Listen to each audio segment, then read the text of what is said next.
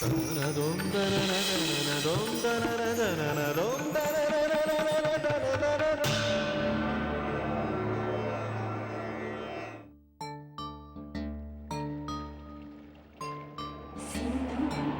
सिंधु सिंधु हजारों वर्ष पुरानी भारतवर्ष की सभ्यता और संस्कृति, जिसने विश्व को दिया शांति, सहअस्तित्व और वसुधैव कुटुंबकम का संदेश, और उस सभ्यता को अपने नाम से पहचान देने वाली महान नदी सिंधु, जिसका प्रवाह भारत की अनादि और अनंत यात्रा का साक्षी रहा है। कहां है ये सिंधु और भारतवर्ष की वर्तमान सीमाओं में कहां होते हैं उसके दर्शन? क्या है उसका संदेश और सभ्यता का मर्म? ये धारावाहिक भारतवर्ष की इन्हीं जिज्ञासाओं का उत्तर देते हुए 10 सोपानों में पूर्ण होगा। आइए देखें सिंधु सभ्यता की कहानी, अर्थात सिंधु सिंधु सिंधु सिंधु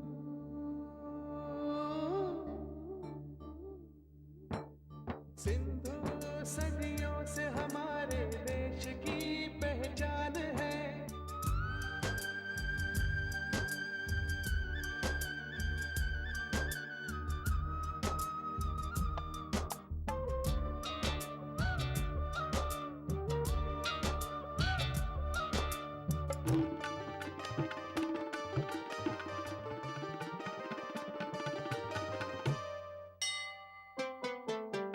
देश के दुख सुख से इसका आज का रिश्ता नहीं।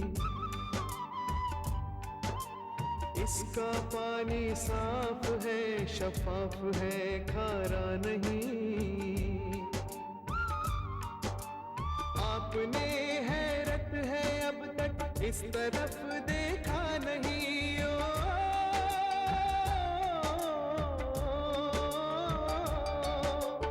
आपने हैरत है अब तक इस तरफ देखा नहीं। जो सियासत ने बनाया है ये वो नक्शा नहीं जो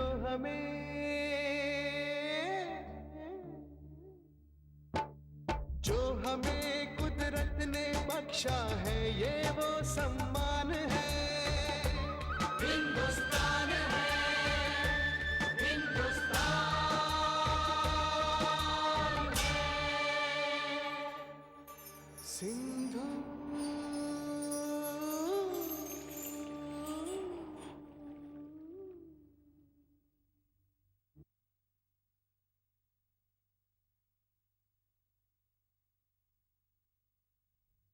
सिंधु के इतिहास की शुरुआत होती है सृष्टि के सृजन के साथ, लेकिन हर सृजन का जन्म होता है प्रलय से।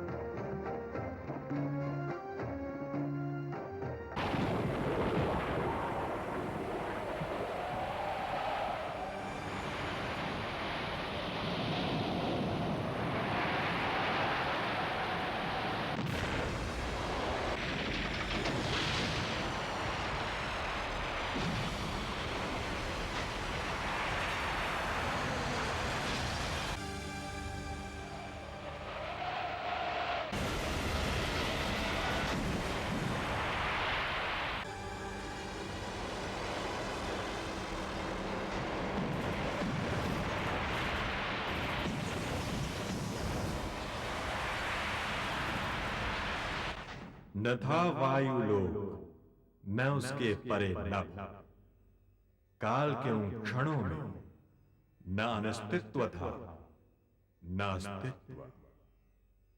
प्रकाश नहीं था सो दिन नहीं था, इसलिए रात्रि के भेद का कोई अर्थ नहीं था। जीवन नहीं था, इसीलिए मृत्यु का कोई महत्व नहीं था। प्राण नहीं थे, इसीलिए श्वास की कोई आवश्यकता नहीं थी। केवल एक सृष्टि थी, निराकार ब्रह्म सी, तम से ढकी। शून्यता एवं आकारहीनता का साक्षी कोई भी नहीं था। अग्नि शांत थी, किंतु आंच शेष थी। यही आंच उस इकाई में ढल गई जिसे हम ब्रह्म कहते हैं, जो सृजन करता है, एक से अनेक होता है, जो सत्य बनता है, शिव बनता है, सुंदर बनता है।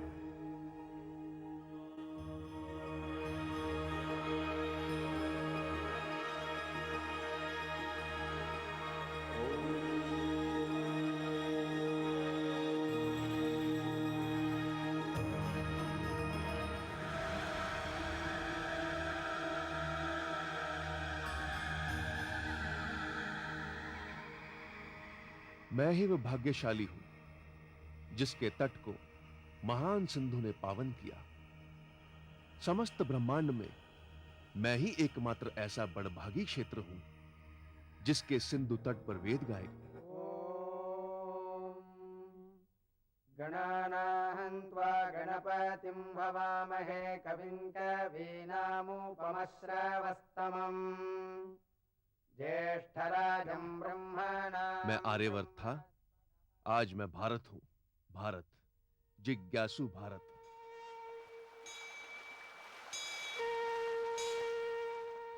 आओ, तुम्हारा स्वागत है। देर लगी आने में तुमको, शुक्र है फिर भी आए तो।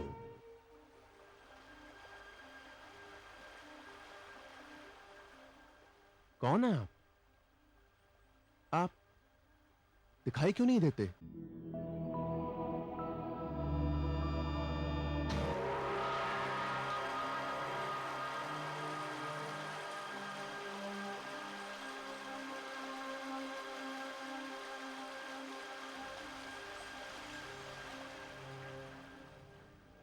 आयुष्मान भवा। कौन है आप? मैं? पहले आप अपना परिचय तो दें। मैं भारत हूं। जानता हूं, भारत हो। मैं सिंधु हूं। सिंधु? हां, मुझे वेदों ने सिंधु कहा है। सागर को सिंधु की संज्ञा देकर वेदों ने मुझे गौरव प्रदान किया है। मुझसे ही सिंधु से हिंदू, सिंध से हिंद कहलाया। मेरा उद्गम भगवान शिव के चरण पखारता है। कैलाश मेरा क्षेत्र है।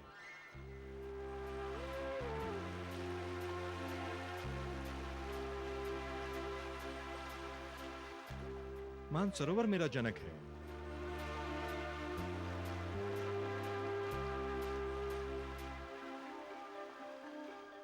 वेदों की ऋचाएं मेरे तट पर गाई गईं। आर्य संस्कृति के विकास का इतिहास मेरे ही तट से जुड़ा हुआ है। मर्यादा पुरुषोत्तम श्री राम ने माता जानकी एवं अनुज लक्ष्मण के साथ तब मेरे तट को पावन किया था जब उन्होंने भरत को सिंधु प्रदेश का अधिपति बनाया था। शाह अब्दुल लतीफ के सूफी साहित्य ने मेरे ही तट पर तसव्वुफ की ऊंचाइयों को छुआ है। भगवान बुद्ध ने जब सिद्धार्थ के रूप में सोती यशोधरा को त्याग कर वैराग्य के पथ पर प्रथम चरण धरा था, तो उनके साथ सैंधव अश्वच्छंदक था, जिसे उन्होंने मेरे ही तट पर विदा किया और सिंधु प्रदेश जाने का आदेश दिया। पावन सिंधु आप तो हमारी संस्कृति, सभ्यता और स्वर्णिम इतिहास का जीता जागता वांग्मय है। मैं धन्य हुआ।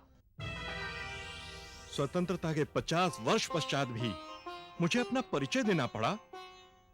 इसका उल्हाना तो तुम्हें सुनना ही होगा भारत। भारत, मैंने तुम्हारी विशालता के दर्शन किए हैं, तुम्हारी अखंडता का साक्षी रहा हूं मैं। आर्य संस्कृति की गगनचुंबी ऊंचाइयां देखी हैं मैंने, तुम्हारे गरिमा में गौरवशाली अतीत का साक्षी रहा हूं मैं।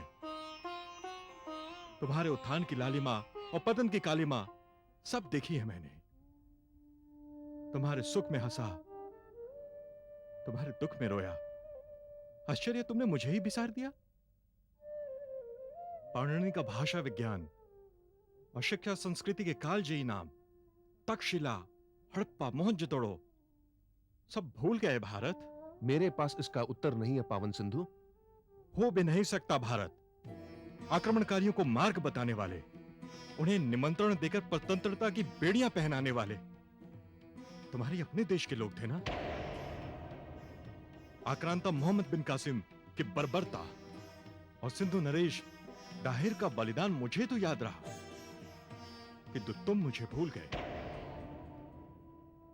अटक से कटक का मुहावरा हिंदुस्तानियों को तो याद रहा, किंतु मुझे भूल गए। मुझे इस बात का दुख है पावन सिंधु। होना चाहिए भारत, दुख होना चाहिए।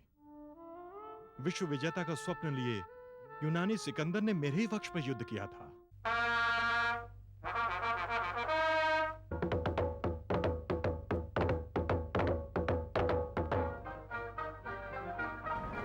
किंतु पोरस के साहस के सामने उसके सैनिकों ने आगे बढ़ने का साहस ही नहीं किया। सिकंदर को पोरस के राजनिष्ठा के समक्ष नतमस्तक होना पड़ा। उस युद्ध से लेकर बटालिक क्षेत्र में कारगिल में लड़ा गया युद्ध, जिसमें अनेकों भारतीयों ने अपना रक्त बहाया, अभी तक मेरे तट पर सूखा नहीं है। लेकिन फिर भी मैं तुम्हें याद नहीं आया। क्षमा सिंधु, क्षमा। मैं आपका आभारी रहूंगा यदि आप अपनी गाथा मुझे अपने मुख से सुनाए और आज के इन नवयुगों में राष्ट्रभक्ति का ओज भर दे। सुनाऊंगा, अवश्य सुनाऊंगा। ध्रुव काल से लेकर वर्तमान तक की अपनी गाथा का वृतांत मैं तुम्हें अवश्य सुनाऊंगा। इतिहास के पन्नों को तुम्हारे समक्ष सजीव कर दूंगा। तुम्हारे आग्रह पर मैं शांत कैसे रह सकता हूं भारत? मैं सिंधु हूं, वेदों ने दिया है मुझे ये नाम, सिंधु। देश के दुख सुख से इसका आज का रिश्ता नहीं,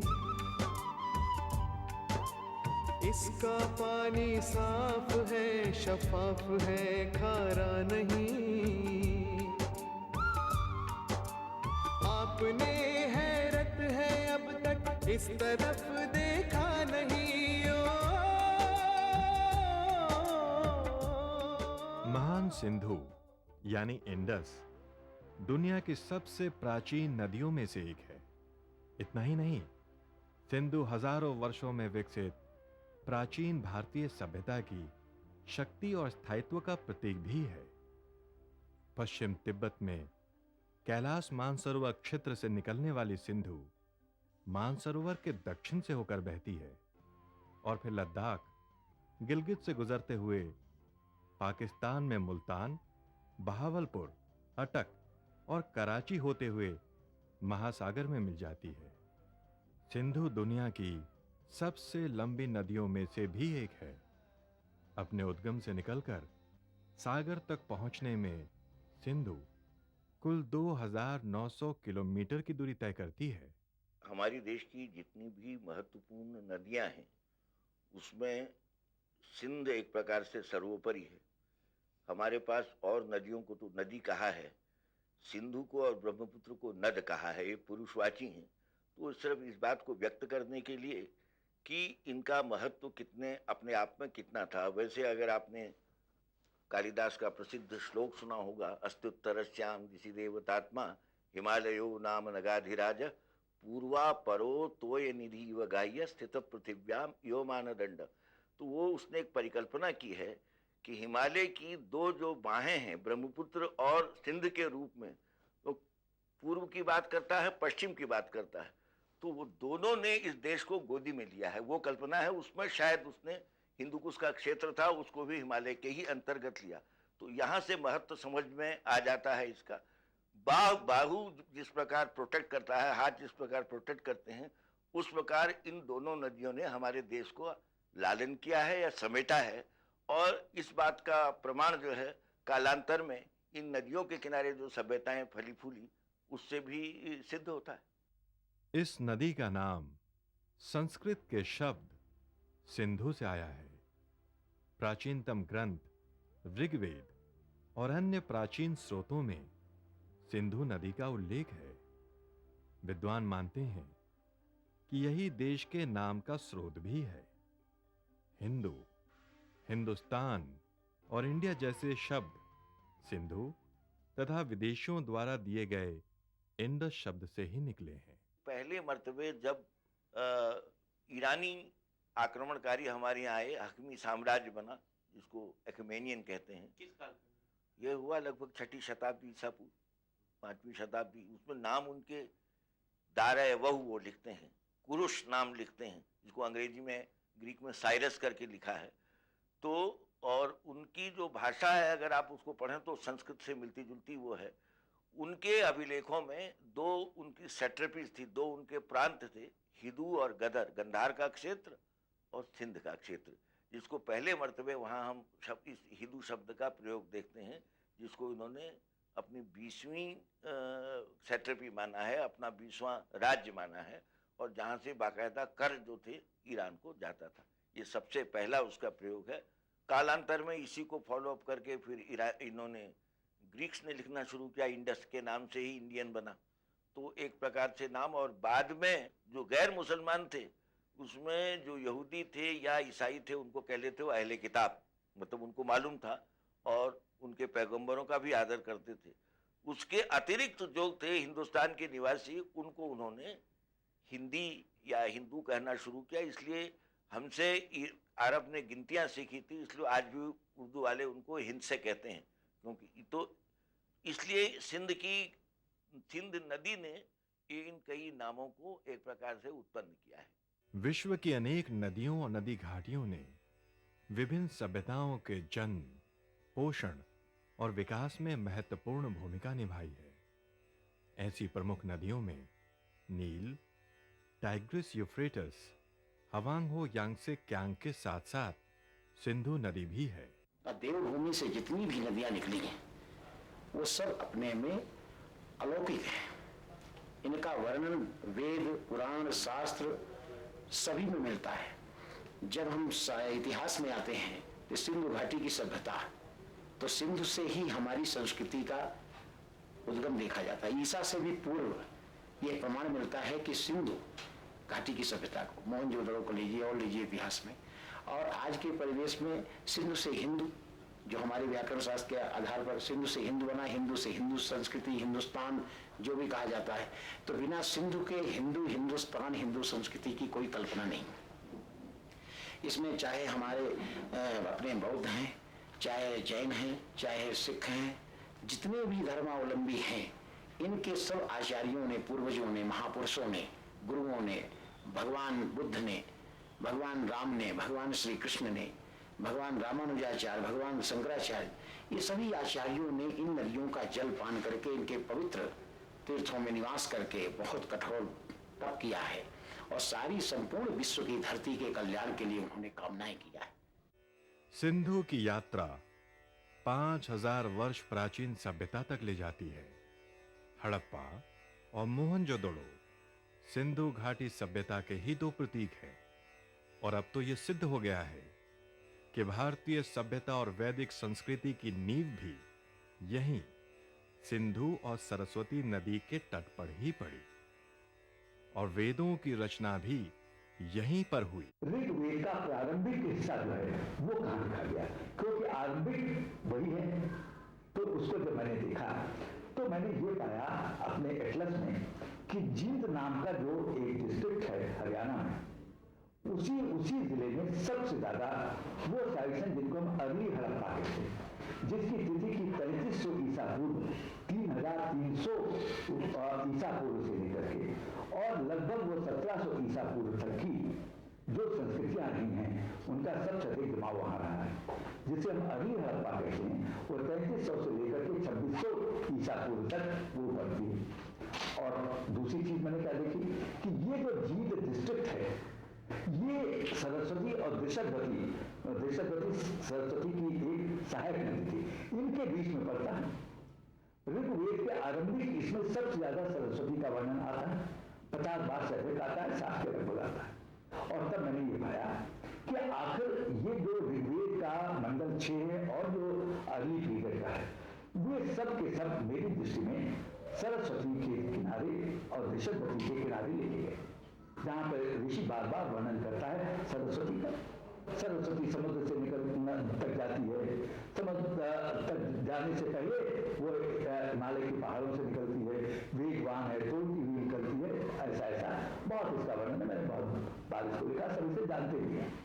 तो प्रश्न ये मेरे सामने था, क्या ऋग्वेद की रचना, खासतौर पर प्रारंभिक मंडलों की रचना, क्या यह हरियाणा में हुई, सरस्वती के किनारे हुई, या जैसा ये विदेशी उद्यान कहते भारत के बाहर हुई, मध्य एशिया में हुई, या यूरोप में कहीं हुई?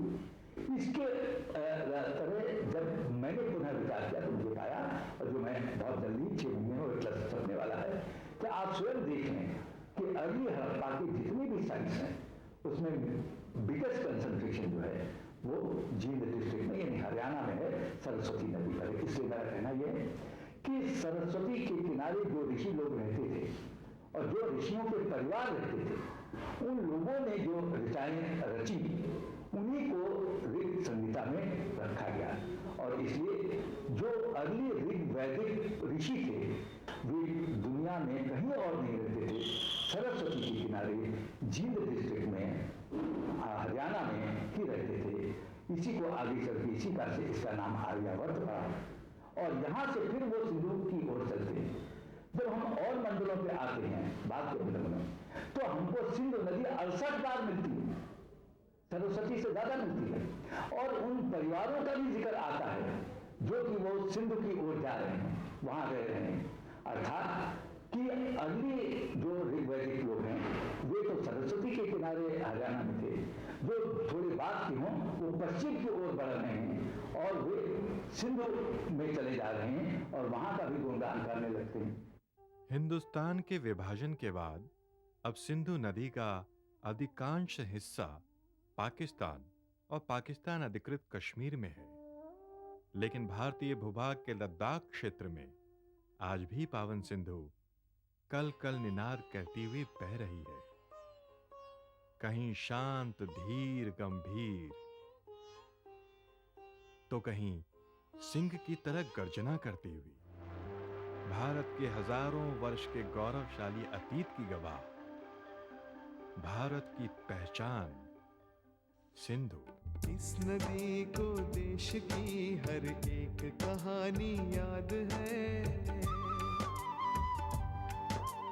इसको बचपन याद है, इसको जवानी याद है। ये कहीं लिखती नहीं है, मुँह ज़बानी याद है। हो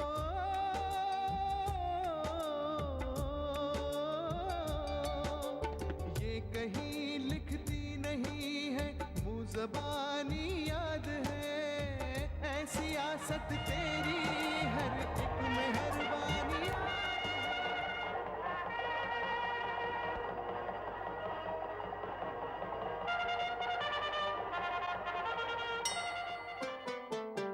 था कहाँ तक देश कल तक ये बताती है हमें, अपने आईने में ये माजी दिखाती है हमें।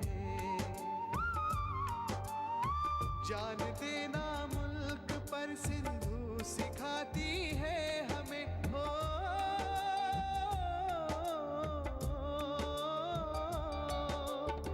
जान देना मुल्क पर सिंधु सिखाती है हमें। माँ की तरह अपने सीने से लगाती है हमें। जख्म है,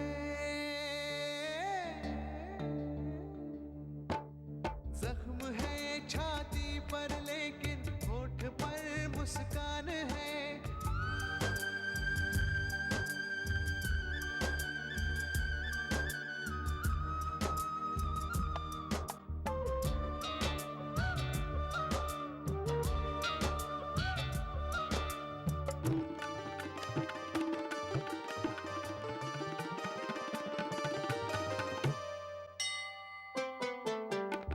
देश के दुख सुख से इसका आज का रिश्ता नहीं।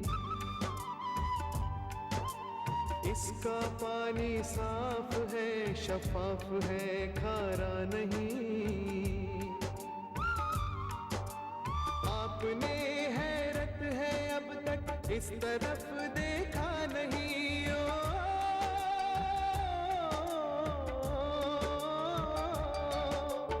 आपने हैरत है अब तक इस तरफ देखा नहीं। जो सियासत ने